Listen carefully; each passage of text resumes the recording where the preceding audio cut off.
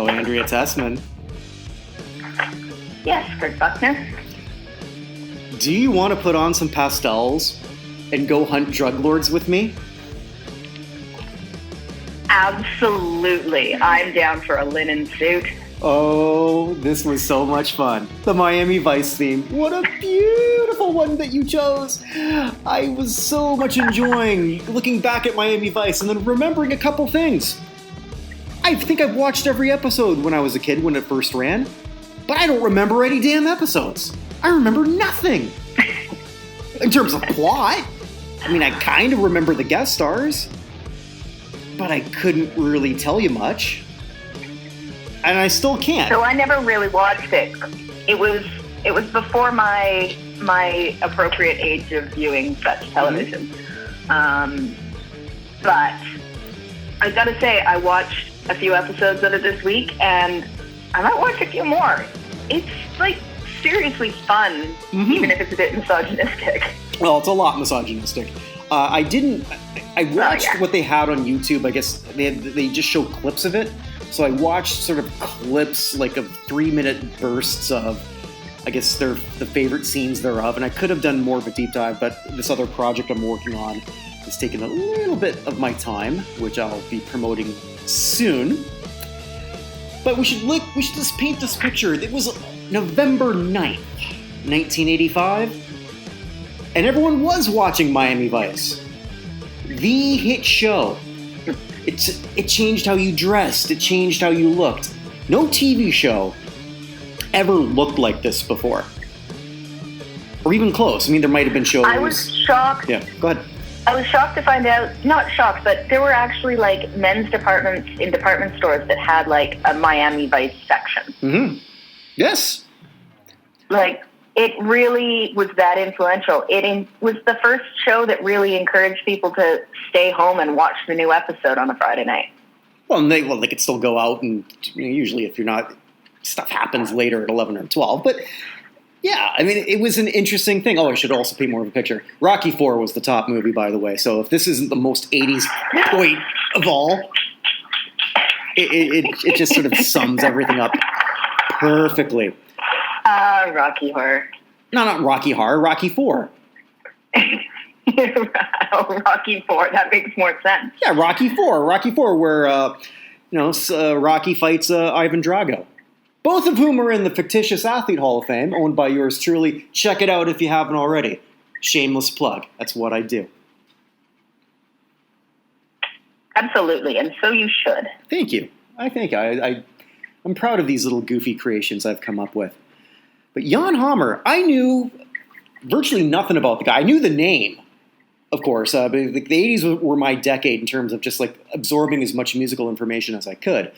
But what I didn't know is just the past of this guy with a group that I've listened to a lot actually in the last couple of years, but never looked at actually who the members were. The Mahavishnu Orchestra in the early 70s. Yeah, I hadn't actually really heard anything of them, but I'd listened to a little bit this week, and I was like, oh, that's kind of interesting. Yeah, some just brilliant jazz fusion, and Hammer was the keyboardist. I hope I'm pronouncing his name right. I assume that I am. That's how I was pronouncing it in my head, so we'll go with that. You and I are both German-Canadians, so it's something that we would sort of try to Germanize it. Is that a word? Germanize? Deutschize? Mm-hmm. Whatever. Sure. It works. So we went with... But yeah, he's from Prague, came after the occupation of the Soviet Union into Czechoslovakia, so him and his family made it out of there. But he was already essentially a prodigy.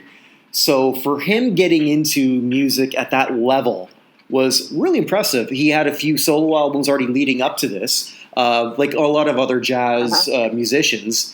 His own group, where he's sort of like putting forth his own vision. And yeah, so when Miami Vice, I guess the producers came to him, he was already a very well-established musician. So just another one of these musicians that we're talking about who probably never expected to have a number one hit, probably never tried, was just happy, look, hey, I'm making a living doing music. I'm working with some of the greats in the world. He was already working with Clapton. Later on, he'd work with Jeff Beck. what he had. I found it really interesting. He had enough clout that when they went to him, he's like, "Oh, you know what? Here, I've got some bits and pieces that would probably work." And they said, "Okay, great, run with it." And they literally gave him no feedback or direction, and they just let him do whatever the heck he wanted. You got to figure that if you're a keyboardist and the musical changes are going now towards the synth pop, new wave sound, this just had to be like a dream for him. This whole era. Well, I read an interview, and they were asking him about the synthesizer and about his reason for going that route with his music, and he said, well, he already was more than comfortable with the piano because he started playing piano when he was like 4. Mm-hmm. But he always was frustrated with the fact that there's not a lot of nuance in the piano. You can't bend and slide notes, and you can't manipulate the tone with the piano the way you can with a guitar or a violin or most string instruments.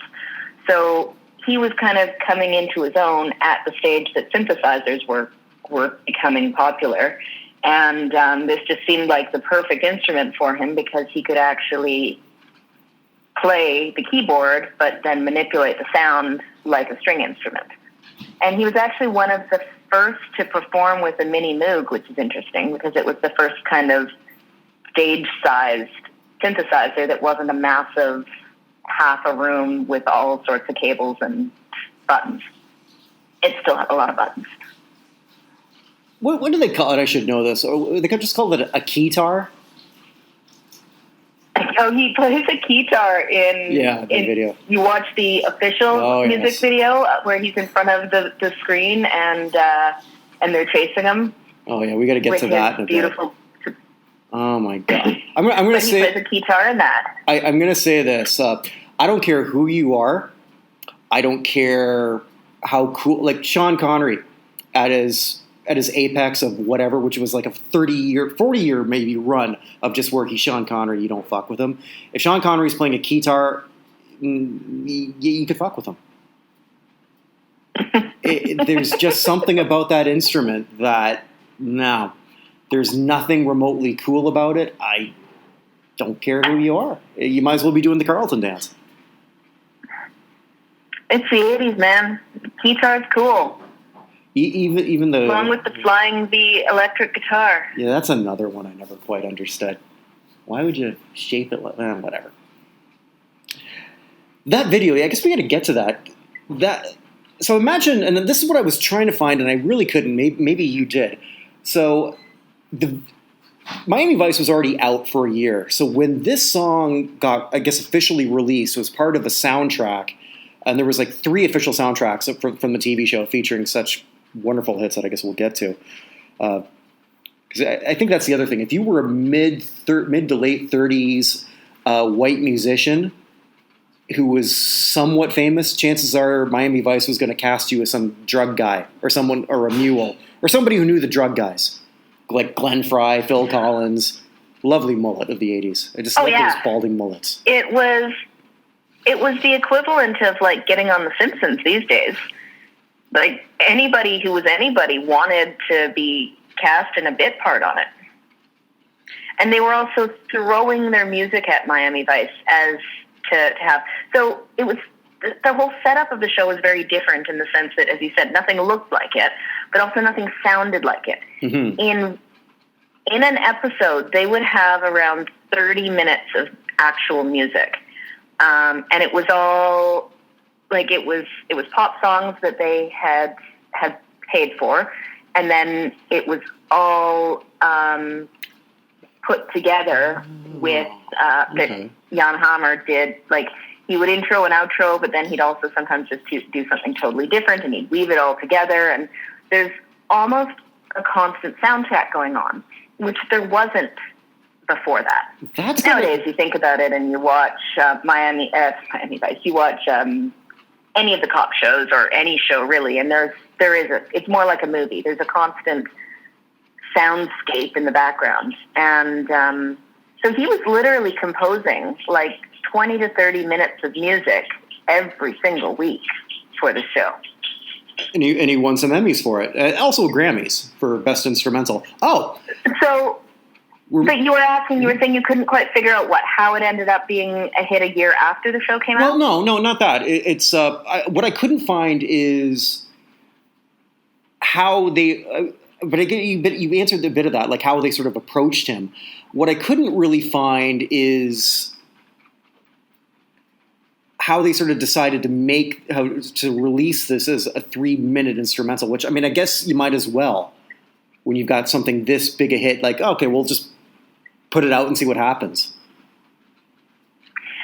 I think what I gathered was, so they were up for a bunch of Emmys, which they only won one.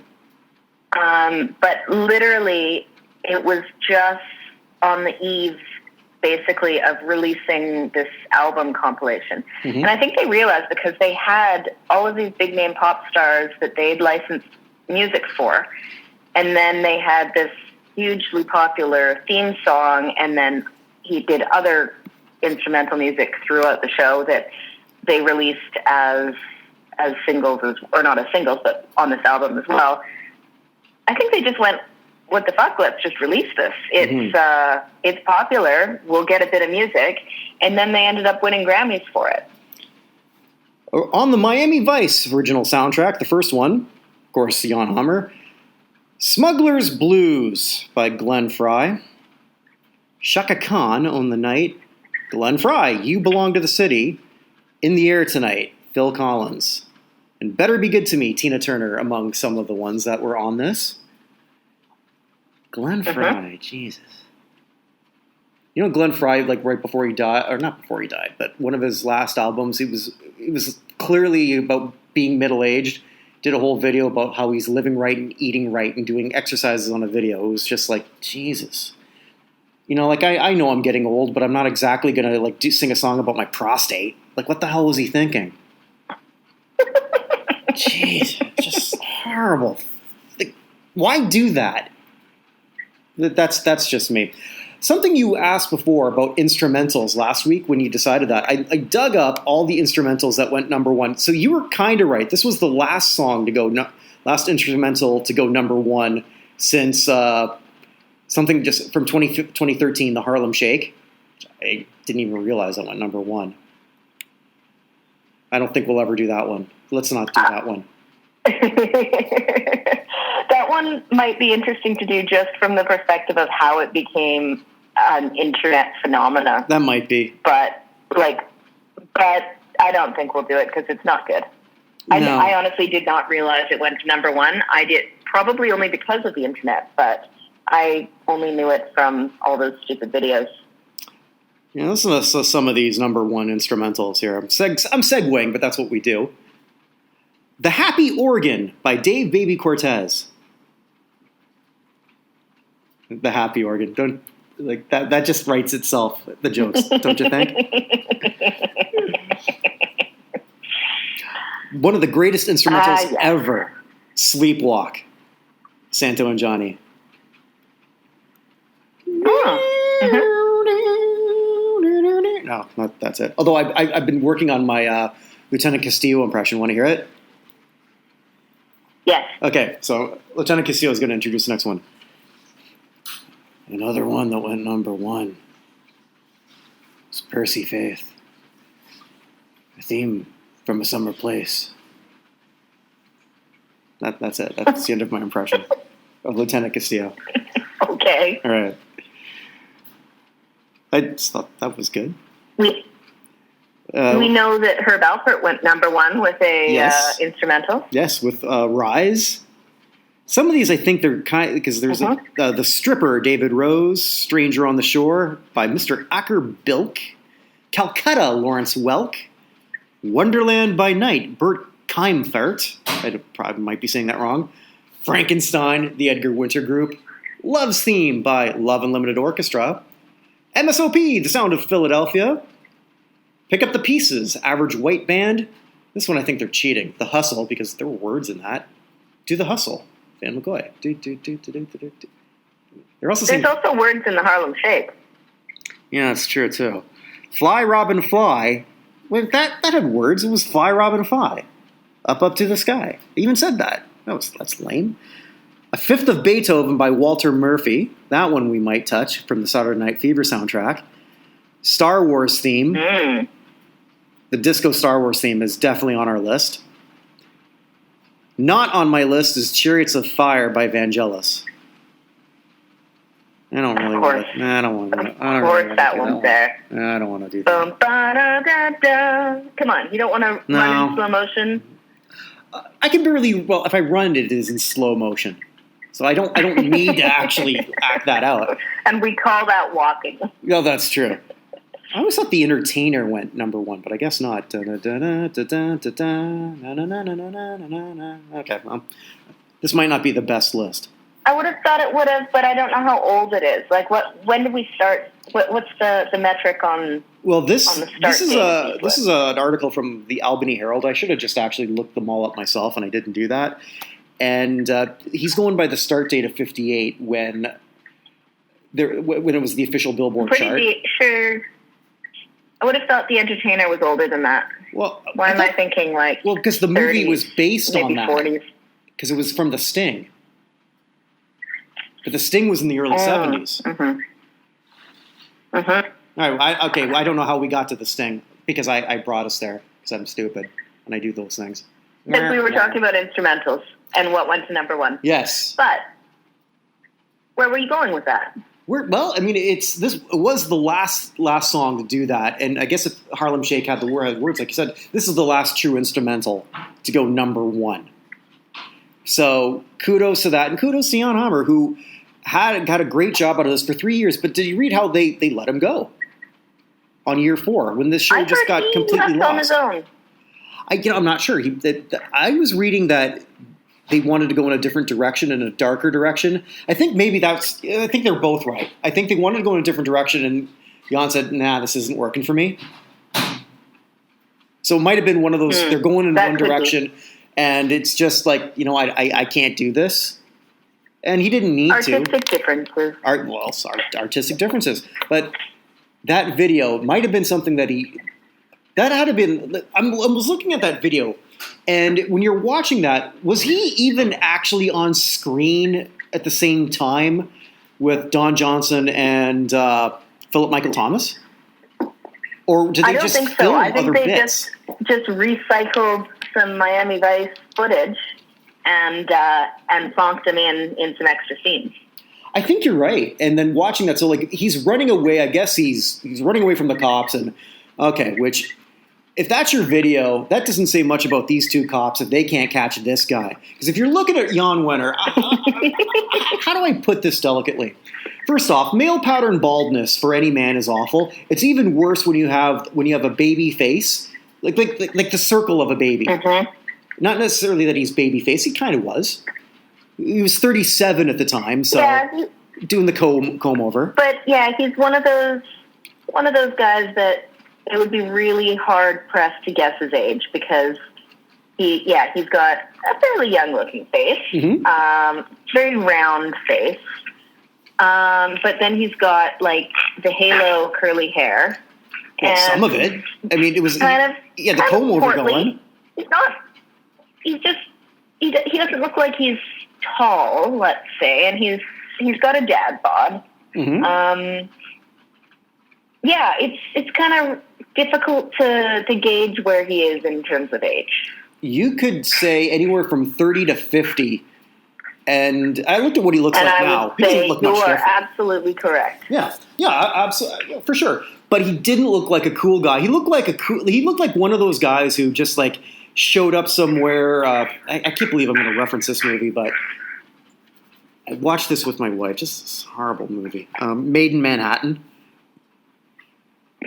where Jennifer Lopez is playing a maid, and then she just tries on a bunch of in Manhattan. Clothes. In Manhattan, yeah, it's Made in Manhattan. And she tries on a bunch of clothes from somebody because it just happened to fit. That's what he looks like he did. He just went in there and he just tried on some clothes. Because these are not his clothes. These blue and pink pastels are not his. They were shinier, but yeah. And Yes, in the video he's doing that, and then it always sort of comes back to him with the keyboard, and then he does that guitar solo. And he tries to look at the camera like he's cool, but he's not. He can't do it, which is fine. He doesn't have to. I don't think I'd have much. I'd look like, I don't know. What would I look like? I try to look like I'm trying to make love to the camera, but people would say it looks like I'm trying to blow a fart instead. It's. I'm not saying that's what this guy did, but it was just like, okay, I'm going to be on camera. This is like a home movie. For someone who scored the most stylish television show of its day, man, he didn't know how to style himself. But I don't think there's anything he could have done to make himself look cool without looking like an accountant. He just is one of those guys. Hey, don't diss accountants. I'm not dissing accountants. You're not an accountant anymore, by the way. What? I'm an accountant. Aren't you like a head of controller or something? Yeah, I'm financial controller, but I'm still a CPA. Don't diss my profession, man. I'm only dissing the males. Oh, I see. It's reverse sexism. Did you notice too, like at the end, like no? Oh, go ahead. No, you go ahead. I was gonna say that you notice, like right at the end too, like on his keyboard, and again, there was also a gun there that he grabbed on the way out. Like what? Mm-hmm. You've never fired a gun. He does not look like someone who should be handling a gun. He looks like that guy. You remember that image of the two, like the lawyer, the rich guy in the States with the Black Lives Matter protests, and he and his wife are like holding their guns. Oh, that guy. Yeah, and they couldn't hold the gun protecting their right. mansion, but they didn't actually know how to hold them. He kind of looks like that guy. Maybe he also looks like sort of a shorter, fatter Billy Corgan. With a bit more hair than Billy Corgan. Plus, Billy Corgan was cool, even if he was weird looking. Billy Corgan got really weird, too. But then yes, he did. Yes, he did. Of course, anyone I think who dated Tila Tequila. But that's another story. Oh, yeah, I could just go. Well, I was going to say, anyone who ever dated Tila Tequila just has to be a little bit off the deep end. Speaking of off the deep end, when you're done with this, YouTube Tila Tequila, only she now goes by Tornado Thien, and she's found God. This is a gift for all of you listening. It is. She thinks that she's a vessel of God. I don't know how else to say it. She's really, really interesting. And she sells her paintings, which are all pretty much all God images. China Phillips, who we talked about before, is looking at her like, no. When it comes to that. So what was next for... Yeah. So where do we finish off with Jan? Jan just kept working, and good on him. I become... For somebody I didn't know that well, I've become a huge fan. And this is why I think I love this series. Just learning more about people who you think of in one way, and you realize, oh my God, there's so much more. This guy's I think we've used the word genius. Maybe we've thrown it out too much, but is it that far off? I don't think so. We use the word genius a lot, but we are talking about, in some cases, some of the best of the best. Mm-hmm. And in some cases, we're talking about like weird geniuses that have a very, very specific talent. But I think that he certainly had a niche and was exceedingly good at what he did. Absolutely, and very, very well respected. Still is. So, Jan Hammer, I'm really glad we got to learn more about you. But I have to ask you this question here. Did you pick this because of a little schoolgirl crush on Don Johnson? No, he's not really my type. I mean, he's a good-looking dude. But that weird, scraggly mustache, it isn't really a selling feature. I have to admit, I kind of dig the whole 3-day, 4-day stubble because that's kind of me every day. Because I hate shaving.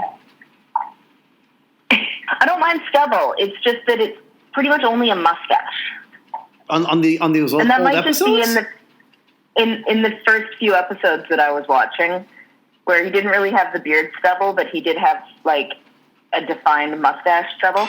Did you know that they actually put out a razor to create that look? The Miami device. I do know that. But they had to change the name because of copyright. They were afraid of being sued. I actually remember that being promoted on, I want to say Entertainment Tonight, and it was this short, geeky-looking guy who had the feathered mullet and was wearing the Don Johnson clothes. Just everyone was trying to sort of get that look. But I had an F, Marry, Kill for you here. Yep. But I guess I already know what you're going to kill. Because it was sort of like based on the 3 past hunks we've talked about. I think I just sounded very Canadian. Talk to boot. No? Okay. So, Andrea Tessmann, we have 3 men picked out for you. 1985, Don Johnson. 2010, Marky Mark. Or 1977, Chris Christopherson. Oh, man. Well, I guess we'll kill Don Johnson and fuck Marky Mark and marry Chris Christopherson. But I don't really know. Like, just because Marky Mark was like a racist bigot and is now kind of a religious freak, and I don't know that I'd have that much in common with him. But I don't really know Chris Christopherson outside of some of his movie roles, so Ooh, I mean, that's what I'm going with. All right. So, well, I think they have all got. I guess Marky Mark's got the biggest bank account, I would think. Although maybe Chris Christopherson might have a whole lot of songwriting credits too. Yeah, he's got to have a pretty padded wallet. Jesus, imagine this. Don Johnson's probably the and he's the least successful out of those 3. And Don Johnson is had a career renaissance of late too. He's appeared in a lot of stuff. Has he? I haven't. Yeah, have you seen? Really? I hadn't heard anything except that show like a decade or more ago that he was in. No, he was he was in Django Unchained. He's in a show That's right. What was that? Watchmen. So he was in that, and he was in a Netflix show, Sick Note. So he's never stopped working. It's been up and down. The movie career that he wanted didn't pan out. But out of those 3, but again, he's probably getting pretty royalties still off of Miami Vice. I would think 5-6 year run. Well, he probably gets a lot from Nash Bridges too. Oh, Nash Bridges, of course. Yeah, so he's got that going for him. My God, those 3 people, but all 3 of those guys we've just talked about have had at least careers spanning 30 years and more. That's incredible. I mean, I just gave you the best F, Marry, Kill ever. I gotta make it harder for next one. I have a comment from our previous episode that I wanted to mention. We got kudos from our biggest fan. Might be our only fan. I hope we have more than that. And this is regarding how the hell did this go to number 1 with This Is America? The one that I was afraid to do. Well done, you 2. Best discussion and dissection of a song in the series so far. Also, I'm kind of disappointed that you didn't have a steampunk podcast system set up. Those are frogs, and they just weren't chirping that night. I told you this. Whistling Frogs of Barbados. I gotta take a picture of this and just I gotta send it to you, Andrea. They're not even the size of a dime. Yeah. I want to see these tiny, noisy frogs. Yeah, I never hear them actually. I see them outside, but I don't actually hear them make the noise, or see, you don't see them hear them make noise. I don't know. Anyway, so I guess we got to figure out what we're going to do next week. I have a few for you. I thought we could either go with somebody who's even more unassuming looking than Jan Hammer from a few years before, but then I thought of maybe possibly doing something else, just slightly more recent, but then I changed my mind again. we're going to 1969. And the biggest song of a genre that's not very good.